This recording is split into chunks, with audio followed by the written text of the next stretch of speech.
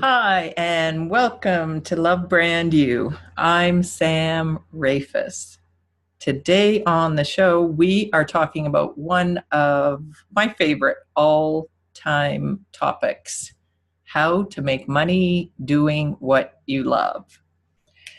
In order to make money, you need to have clients or customers, and every entrepreneur wants to know, how do I get clients? What's the best way to generate leads?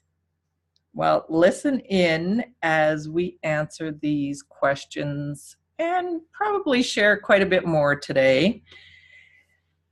My guest today is an award winning coach, a sought after speaker, and a two-time author. She has been featured on the Oprah and Friends XM radio network, on ABC, and the CW. She received a Business of the Year award by her local chamber and the National Collaborator of the Year award by the Public Speakers Association. Katrina Sawa is known as the Jumpstart Your Biz coach and the creator of Jumpstart Your Marketing System. She kicks her clients and their businesses into high gear, turning their inspiration and ideas into smooth running, money making businesses. Katrina has systems for everything from business planning to marketing, online marketing, follow up, and even online dating. 10 years, 10 years ago, I had to get that right. 10 years ago, she hit the six-figure mark in her own business when she stopped to focus on herself and her love life. Welcome, Katrina. Thank you, Sam. We're going to have a fun talk today, I know. I know that. So I know when we talked last week and we talked about the show, and we could have gone many different directions because we both are in the business of love brand you, love your business, love what you do. But I always like to start off with my guest and your backstory. So start us off there, Katrina. Yeah, so well, I've kind of I tried to avoid the corporate world for many years. I finally got trapped in there for a few years and realized, wow, I really don't want to be doing this. I knew I was meant to be an entrepreneur. I just didn't ever know what kind of business to start. And I find that that's a big problem for a lot of people. If they're not super clear on what they want to do, then they're kind of don't know what they want to do, and they have a bunch of ideas. So I had a bunch of ideas. I sought a business coach out before I left my last job, luckily, because I was thinking, okay, gift basket company or marketing consultant, and thank God she steered me towards the marketing consultant route, because I would have just spent a whole bunch of money in products and stuff and not gotten anywhere in the other one. Not that it's a bad thing, but it definitely is more profitable to be a consultant, coach slash, that kind of a business. And so when I finally dived in by myself and I let my job go, I was all in. I had no plan B. I just knew that I felt that this is what I meant to do. And I knew that I probably didn't know certain things, that I knew that would probably evolve. I didn't realize how much it would probably evolve. That's probably the single most important cool thing that happens, that a lot of people don't understand and don't realize, is when you get into your own business, it has a mind of its own, right? And so you get taken down some different paths, and some are good, some are bad, some are whatnot, and everything. I mean, it all worked out. I always had this saying, it'll all work out in the end, and I truly believed from the beginning that it would all work out in the end, and that's how I got started in my business. I was in advertising sales before, so I was very familiar with working with small business owners, and I would just see them dropping like flies out of business. And so I knew I needed to help them in many different ways, and that's how I got started. And how many years has it been now? Well, I started in 2002, in my business. So I'm on 16 years this August. Oh, hey, me too. 2002, good year. Right. So we talked about your 2 books, and one of them was the one that I wanted you to share a little bit more about, Love Yourself Successful, because I liked the 4 components, areas, the 4 different types of love that you were talking about. Share with our listeners what the premise of that book is about. So most people come to me to help them make money in their business. But what I find stops them from doing the things I'm telling them to do to make money and getting clients are these 4 types of love. And so after I figured that out, that's when I wrote the book, because it actually happened to me too. So the 4 types of love are love for self, right? We have to have huge love and belief in ourselves. So belief is huge, that you can do it, you're an expert, people will pay you, you're worth a certain money, whatever.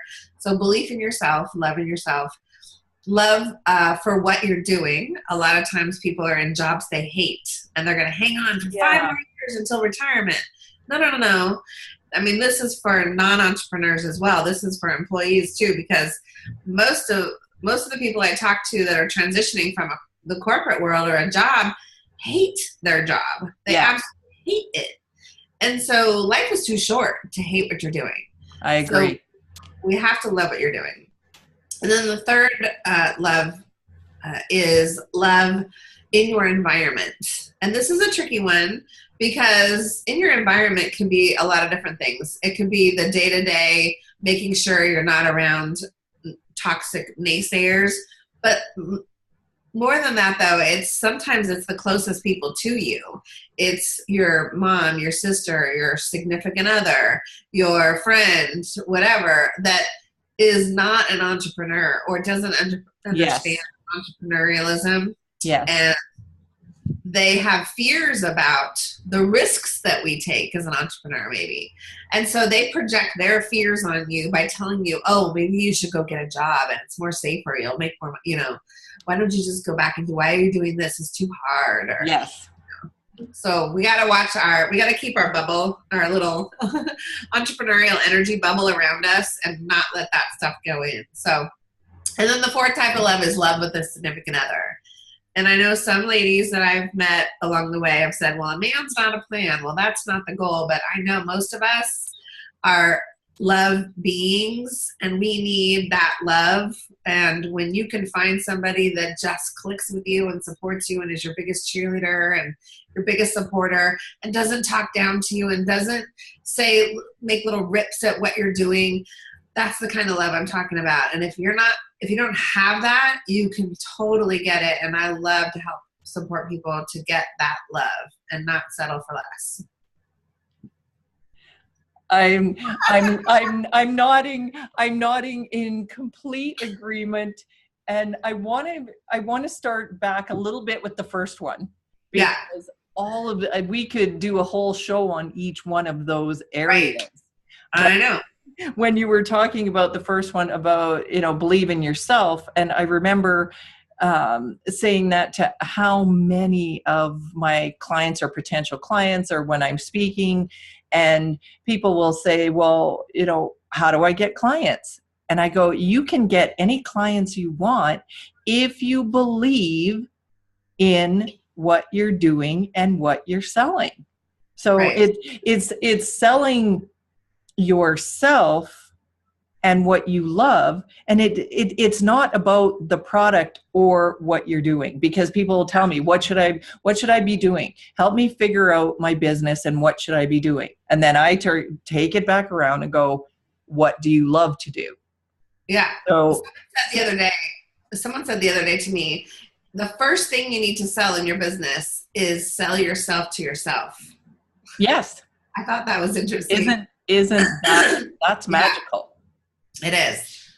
And it's true. It can be the number one stumbling block to getting clients or making more money or charging what you're worth or charging anything at all and stop giving it for free, or launching a new program or planning a live event or going to a networking event all of those sometimes are stopped by our own, oh, well, what if, oh, I don't know, or, I don't feel so great or whatever.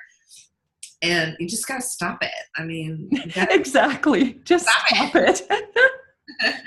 So, I have this stop it button. I play at events. I'm like, stop it. so what's your core values for Oh, your brand? for my what? What's your core values? And I say for your brand, but again, we For my are brand. our brand. We know that. Yes. You and I both know that. You are your brand. So Right. I what thought are you said your, bread. I'm like, what does bread have to do with yeah. it? I'm a little nasally today. I've got a cold, so I probably sound funny too. So my core values, number one is integrity. I've learned along the lines that I will not hang out with, do business with.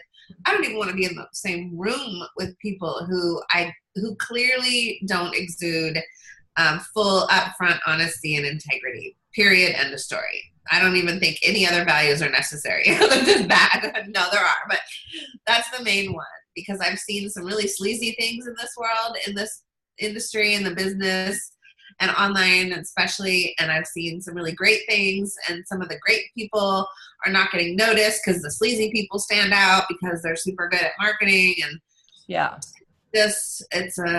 I hate to see people getting taken advantage of, or just not going towards not being it's not good. It's hard to recognize. And when you said that about the integrity and some people getting ahead, and it just brought me back to a conversation I had this week with a client too. And I said, there's many people that are very successful and they don't have the skills or the knowledge that you do. Because she was questioning, oh, I don't have enough. It's that same, how can I be out there? I don't have enough. And I said, that has to stop.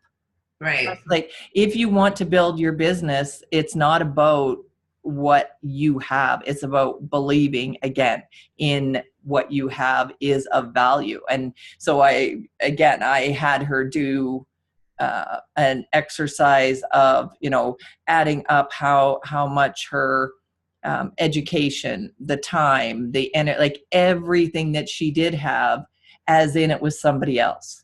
Like if this was someone else, would you give them the value? Well, of course. Right. So, what stops you from giving yourself the value?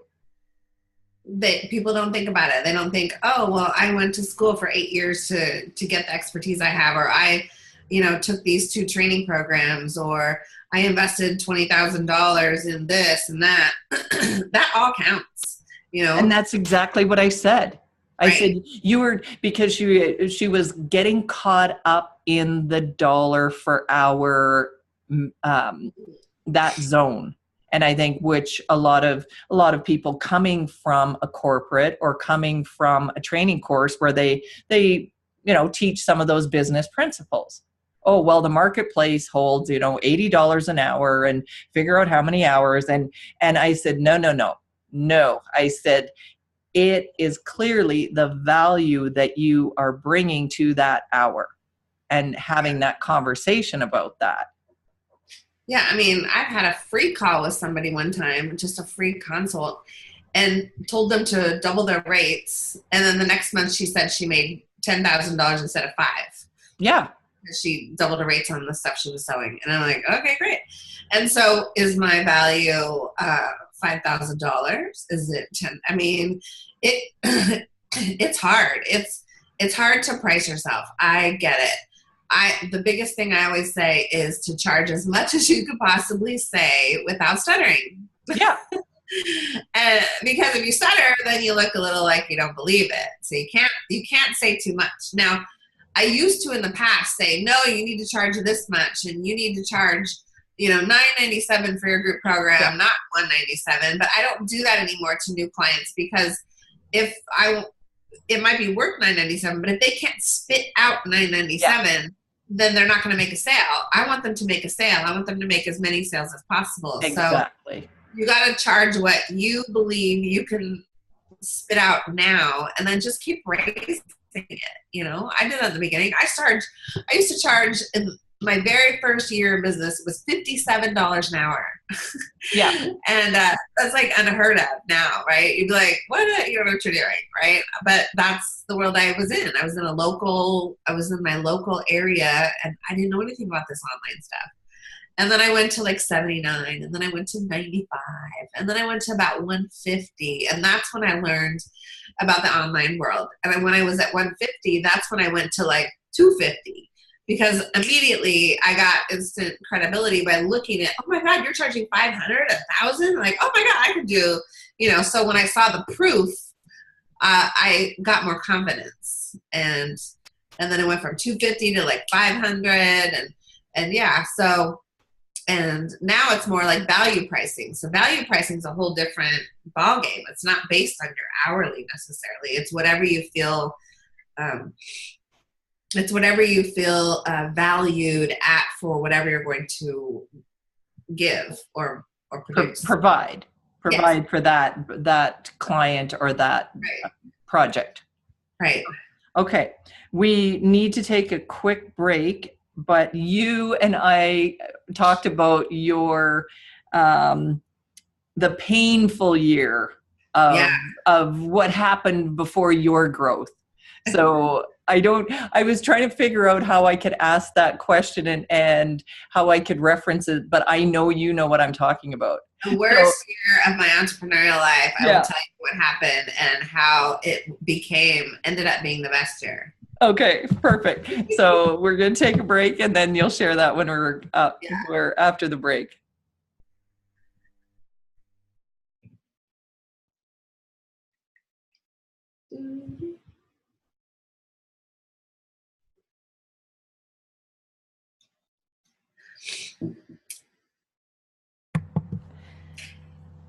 Welcome back to Love Brand You with my guest, Katrina Sawa.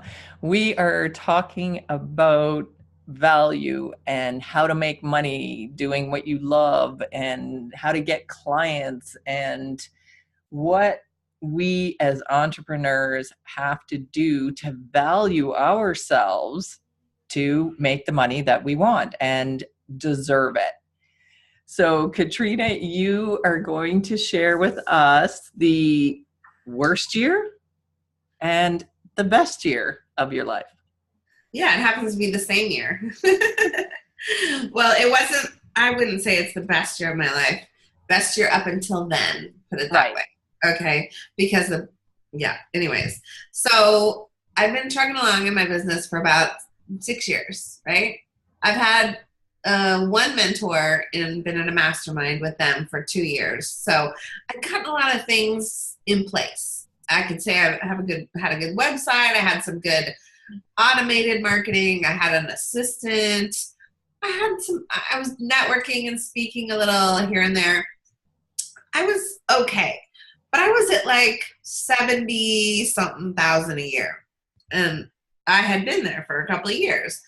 And I'm like, or maybe 80, I don't know, somewhere in there. I'm like, I really want to hit the $100,000, right? I'm like, how the heck am I going to do that? I don't see how. And that's the key, because most people don't see how. Yeah. But somebody else can see their how if you let them look in, right? And so I hired this guy who said, I'm going to help you make more money. That's his thing. Money, I'm going to help you make more money. It was all about making money. I'm like, perfect. That's what I need, right? And he was friends with my current mentor. So I went over to his mastermind, another $25,000, mind you, right? And I think I got 6 calls for the year or something like that, plus like 3 or 4 different in-person meetings. And I was at all of them, right? And it was really doing my time, so to speak. And every time I would get the hot seat in these group meetings, I'd be like, okay, guys, I got this, and this in place, and this is what I'm launching, and this is what I'm selling. What should I do now? I need to make more money. How can I? Yes, I could raise my rates, but I need more people. Like, what do I need to do? And I would always be sitting at the front of the room, and I'm very like, I use my hands a lot, and so I'd be sitting at the front of the room, and I'd be like touching and just, kind of a nervous stance of, just, doing stuff with my hands. I get that way. And so I'd be at the front of the room, and there was a good-minded people there that were logical thinkers. Then there was the spiritual-minded people too. So it was a really good mix. And all of them, I tell you, were telling me, just be. Katrina, all you need to do is be. Just be love. And I'm like, okay. So how does that get me more clients? What do you mean? Like, I don't understand what to do. How do I be love? And I was literally, every single time I got on the phone, because I was like a little energizer bunny back then. I'm still pretty doing oriented, but I am nowhere near as much energy as I had then. That was 10 years ago. I've had a lot of surgeries and, anyways, there's a lot that's happened in the last 10 years. I am not that energizer bunny anymore. And they're like, just be, because they saw me just doing. And I wouldn't even stop to take a breath, right? And at the time, I didn't have a love in my life either. So I had been divorced for about 3 years. And so I was actually looking for love, and I wanted the 100,000. I wanted to find a love and all this stuff. And literally I cried all year long, because that's all they would tell me. And I didn't really know. They didn't give me a solution, a practical, tactical thing to do. And I'm like, oh God. And so every time I go to an event, okay, be love. Okay, how do I be love? I don't know, just be open, I guess. Oh, great. And who are you? And it was funny. The more I was being loved, the more that people just flocked to me. I'm like, there's something to this, right? And so, and lo and behold, at the end of that year, I made over 6 figures that year. Didn't do anything different other than be love. And I also found who I thought at the time was the love of my life. So I had love and money at the end of that year. And so that's how the whole Love and Money Live and the whole Love and Money event and the book and everything came about, is because at the end of that year, I got love and I got money, to where I thought I was good. 6 figures, but that's never enough money in a business. But the point is, I thought it was good, and I was ready. I was like, yeah. So that was the worst, because I cried all year long and I was tormented and I didn't know what to do, and I was frustrated. But at the end, it was actually the best, because it got me over that hump. So I know we're laughing about it, but bringing it back to, again, that self-love, that just be love, believe in yourself. So for you, in that painful year, what were some of the concrete activities that you were doing or thinking when it meant to be love? Right. Because I know listeners are going, okay, this is crazy. What do I do? You guys said you're going to give us tips how to get lead generation and make money, and you're just talking be love. So give us something concrete. Now you know my frustration. Exactly. I know, and I'm with you. Right. So I've always been a big networker. So going to live events is something that I always did for lead generation. Okay. So you want to get clients, that's where you need to go. Honestly, in your local area, if you go to a big conference, whatever, but you got to get in front of more people more often and in more ways. And so what I found that I was doing, instead of just going to an event and saying, oh, what do you do? Oh, let's exchange cards and let's go into my normal spiel and follow up, right? I would just go and ask about them. And I would just dive deep on them and keep peeling the onion until some people just would cry and cry from me caring about what their problems were. And I probably did that dozens of times that year. And I probably don't do it enough now, frankly, but I got very intuitive. I was always intuitive, but I never tapped into my intuition and really take it further. Yeah. So I actually really dove in to questioning people, not in like an interview sense, but in a real caring sense. And because I was in that mode, they just opened up to me. and when they opened up to me is when I was able to say, well, I can help you with that. And they're like, okay, and so they would then trust me more. It would be a faster like trust and connect factor. So that's one thing. The other thing that I did is I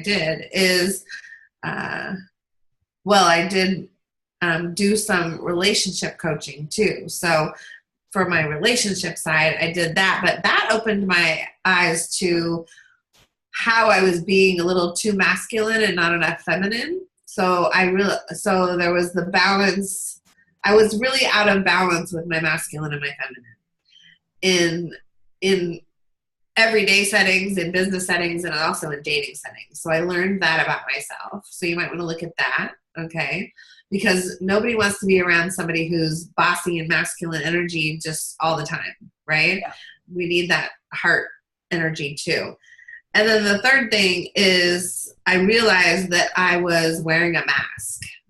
I realized that when I would go to these events or speak to people, I would pretend my life was just all roses and unicorns, right?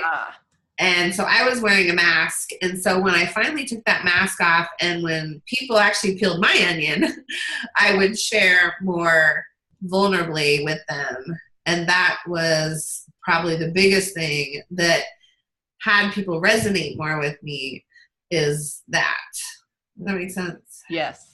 And what I want to make clear as I'm hearing you, because I have these same conversations, because Katrina, you and I, again, like attracts like.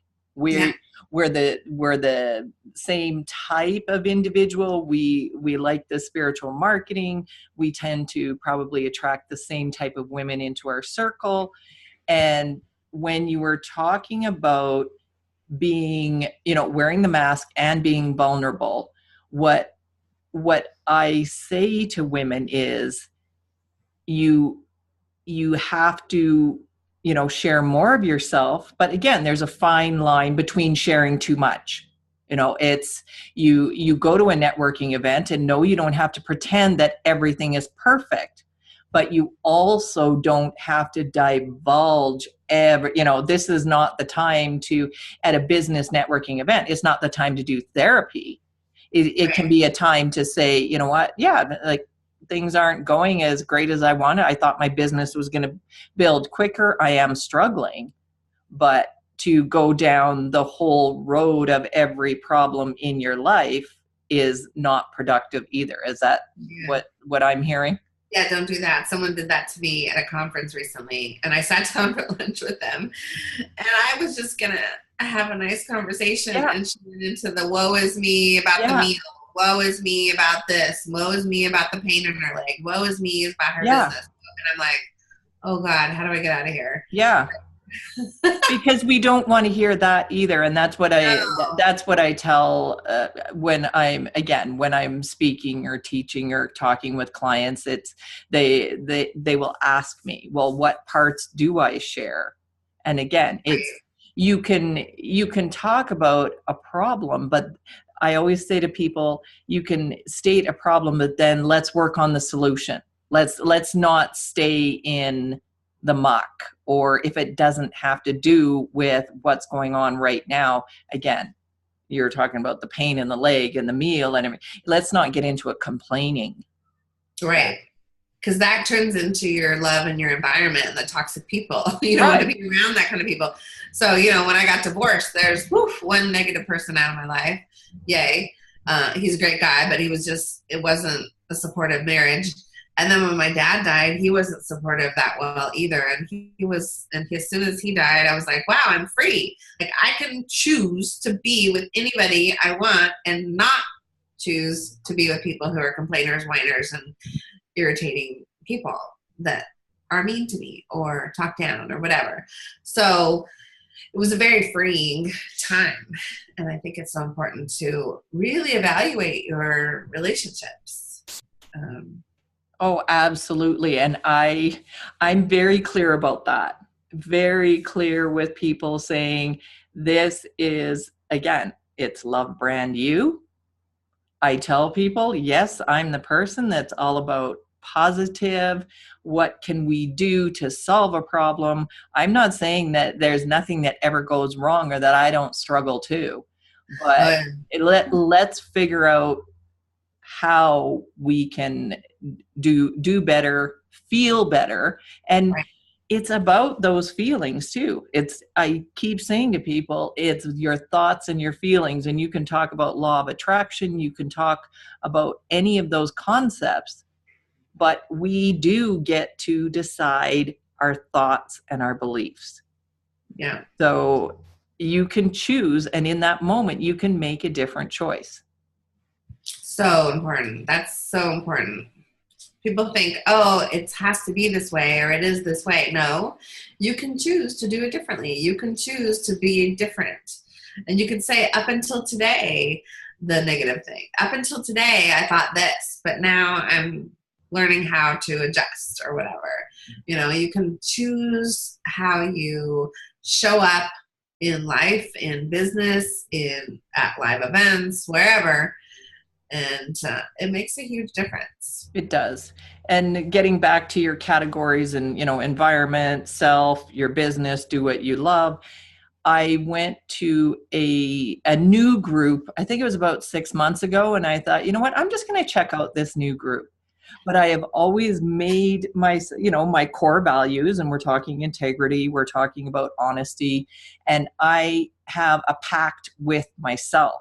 Because again, as healers, we will tend to think, oh, well, we can just put out our good energy and we can help everybody. And you were talking earlier about the toxic people that are around you. Well, before I used to try to just exude more positive energy, where now I'm like, no, my time is as valuable as everybody else's. So I allow myself to remove myself from situations if I choose. Yes. And it's freeing. And I remember walking into this room, and I looked around, and I kind of stood there for a moment, and even though I'd paid for the event, in that moment, it was like, this is not the environment for me. Hmm.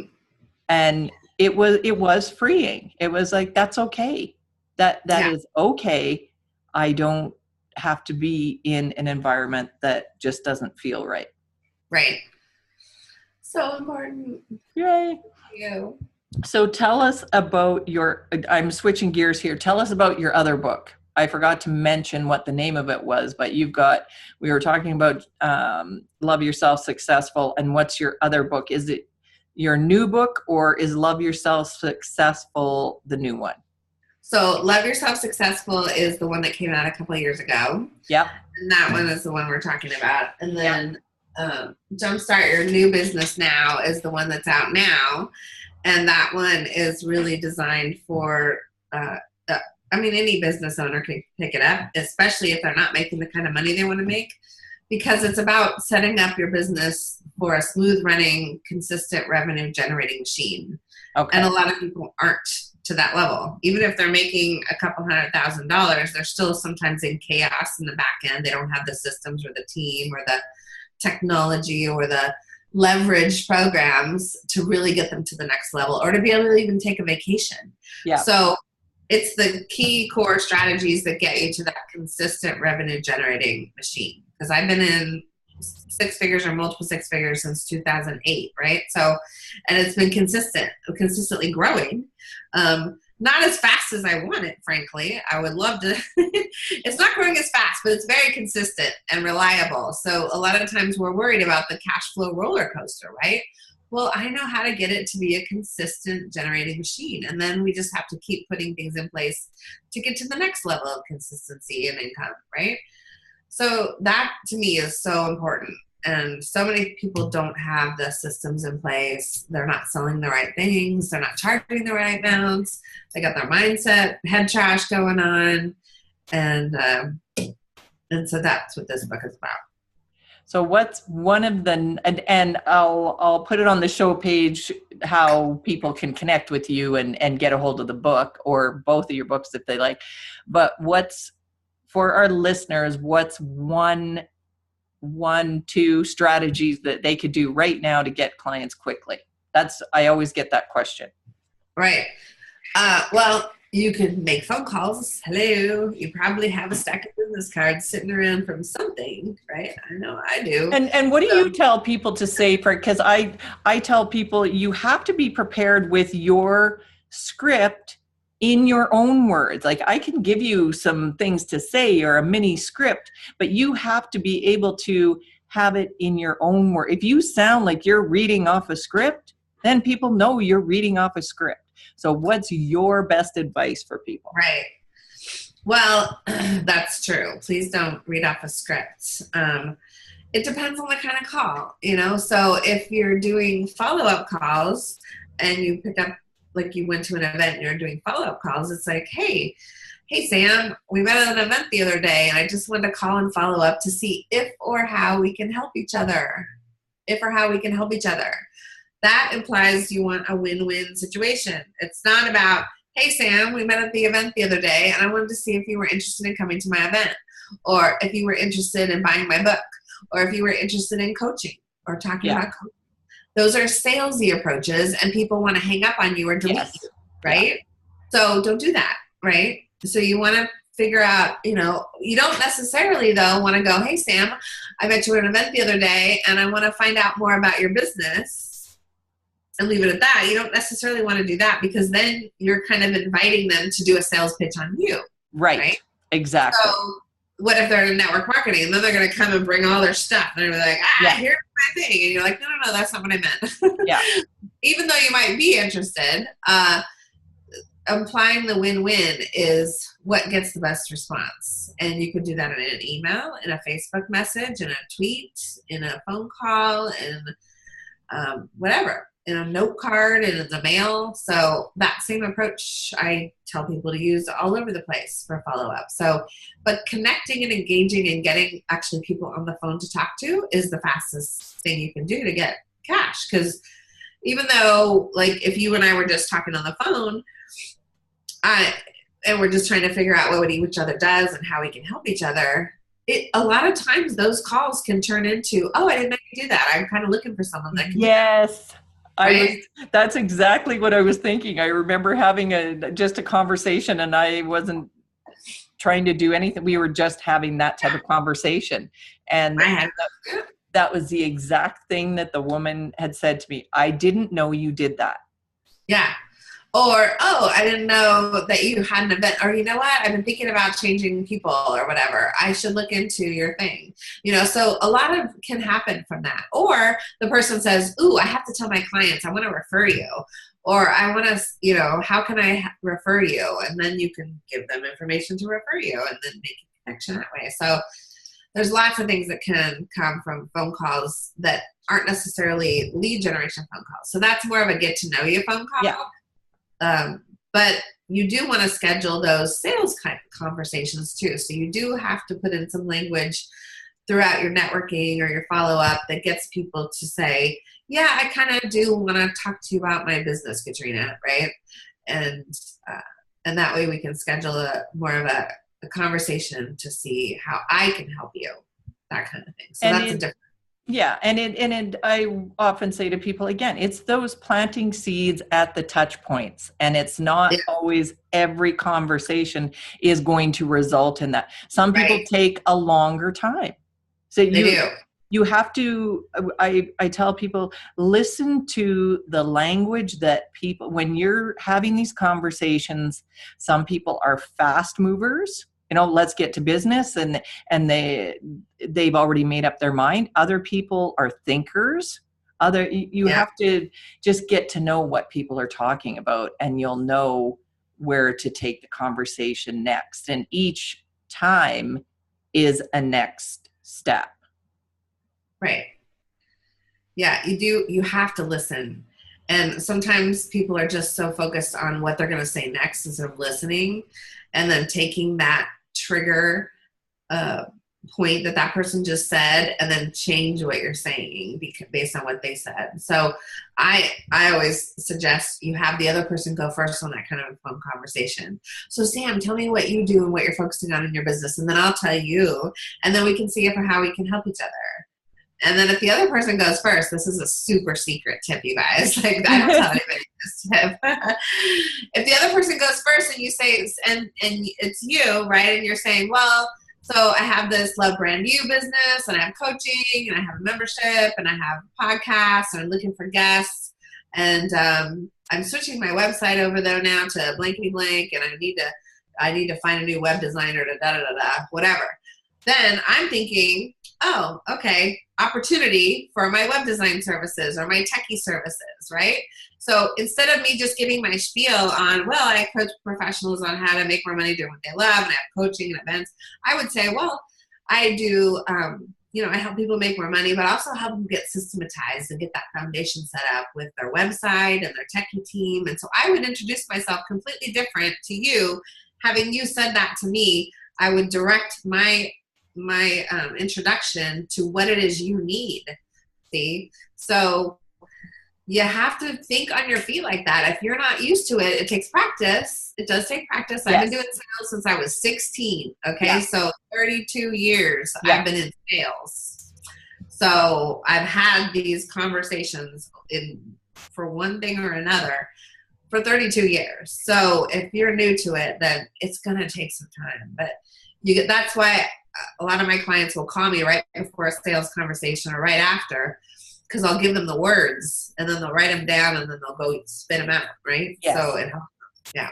Yeah. And again, I have been doing it a long time too. And I will say to clients too, here's a script or here's some words, but you have to practice it and craft it. If that's a word that you don't use, then and I'll role play with them and I'll say, I know people think they don't want to role play or they don't like to role play, but it helps. It does. Yeah. And we know that.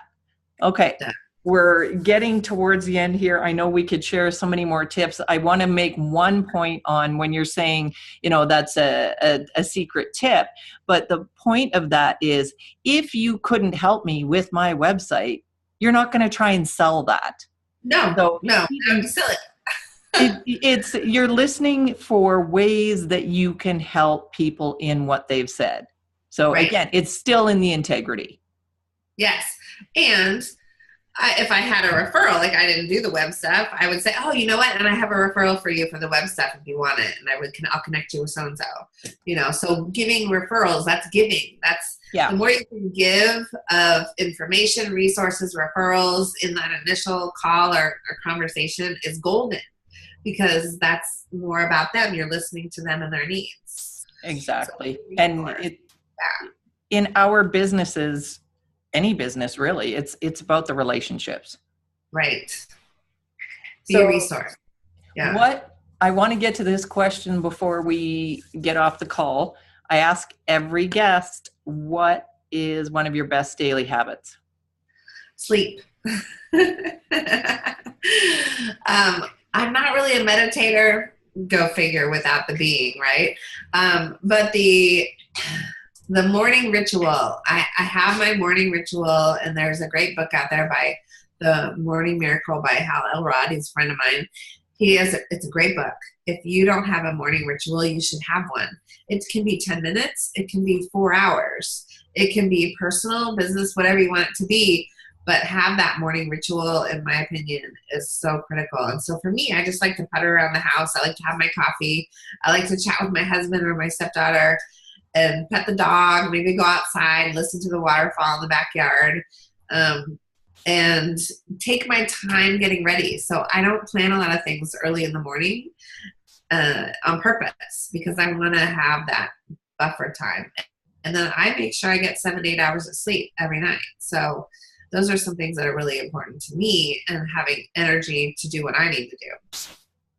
Sleep is one of the most critical self-care item that we can do. And I'm glad that you said that, because So many women, as I'm saying women because they look at us that are the entrepreneurs, and yes, we do work hard, but we still take care of ourselves too, and that's why I like having my guests on the show share that. So thank you for talking about sleep. It wasn't always that easy, trust me, to do that. But I had to have discipline to say, no, I'm going to stop working at 6 or whatever. And sometimes my husband's in here going, come on, and he's over there and he's like, what are you doing? He's like, tick tock, tick tock. And, but then I go in at 10 or whatever. So watch your hours accordingly. And if you want to work from noon to 8, that's fine. But just watch your hours, watch your weekends and your family time. And when you encroach on that, all things go bad. Yes. Marriages go bad. Your health goes bad. You gain weight, possibly because you eat crap. Your kids, do things because you're not watching them. So just, be careful. And don't you find that you're more productive when you've got more sleep and you have taken care of your schedule, that you actually get more done? Oh, yeah.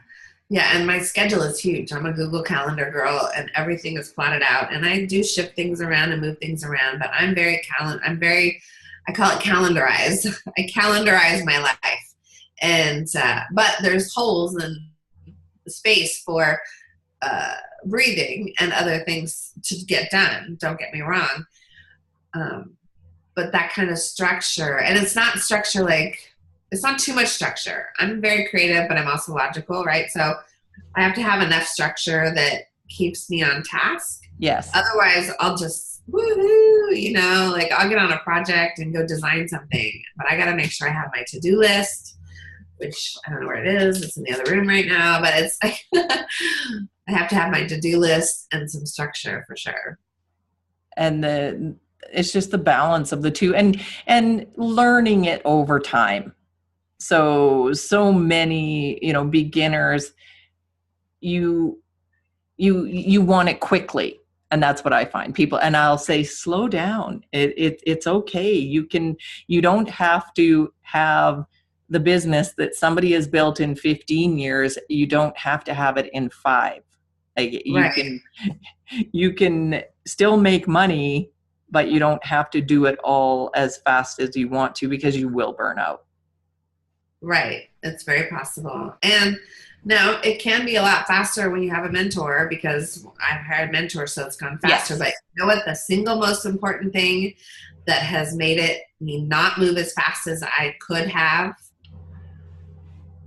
my own stubbornness. My own stubbornness to take the advice of my mentors. Yes. Because I said, I don't know if I want to do what you're saying because I don't agree with it, blah, blah, blah. And I didn't do it. Yeah. And it probably held me back a good 3 to 5 years in various different situations overall. So don't be stubborn. If you hired someone for a reason to tell you about a certain thing or teach you something or do something with you, then follow their advice.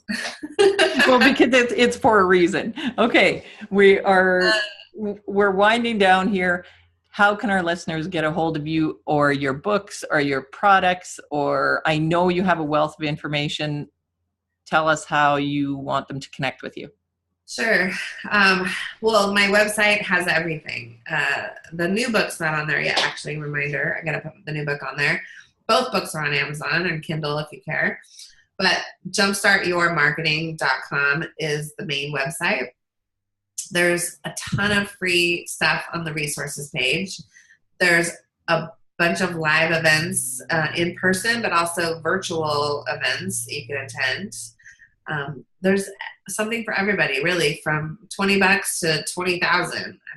And everything in between. So don't think, oh, I can't afford her. I hear this all the time. It's the strangest thing.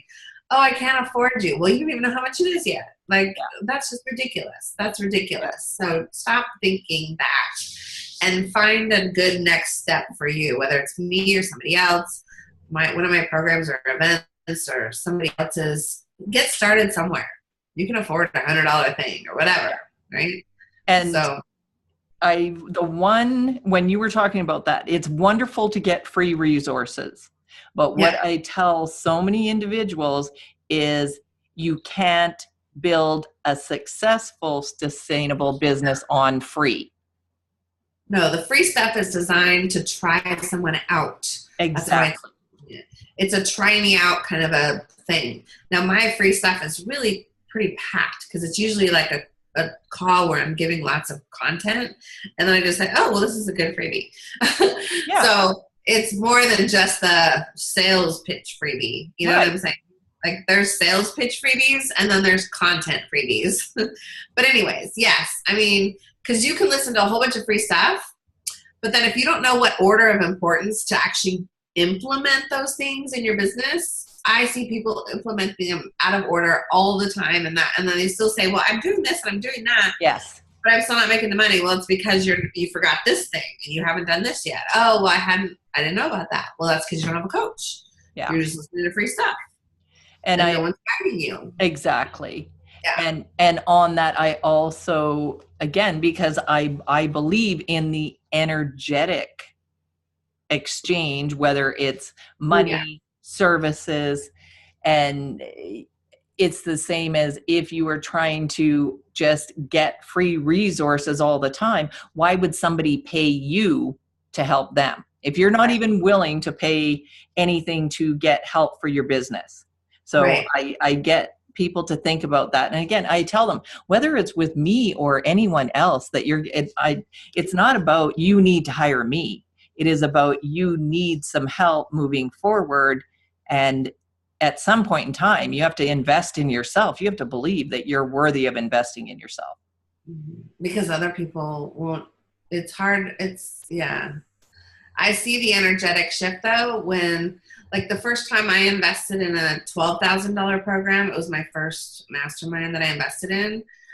It was huge, right? I'm like, oh my God, it's so much money. I didn't have that money. Yeah. And I just trusted that whatever they were going to tell me was going to make me more money so I could pay the bill. It was and everything else. And it worked out. It'll all work out in the end, is what I always say. And it did. And I made more and more and more. But that investment in myself increased my confidence, and therefore I could increase my rates. Yes. I increased the belief in myself, and therefore I was prouder when I was offering my own stuff, and people took advantage of my own stuff at the higher rates. So it all goes hand in hand. It's all that energy, and it's all tied together. It totally is. I agree. Okay. Give us your best parting words of wisdom or advice. Well, Nike says it, just do it. So just do whatever it is and get started. There's so many people on the fence of their business and, oh, I want to do this, or I want to leave my job, or I'm thinking about speaking about this, or I'm thinking about doing this. Just do it. For God's sake, start, get some clients, get a client, get paid. I love it. I love it. And I completely agree. Katrina, thank you for being here. You're welcome, Sam. Thank you. And listeners, thank you for being here too. I hope you enjoy the show. And I'm Sam Rafoss. Until next time, keep sharing the love.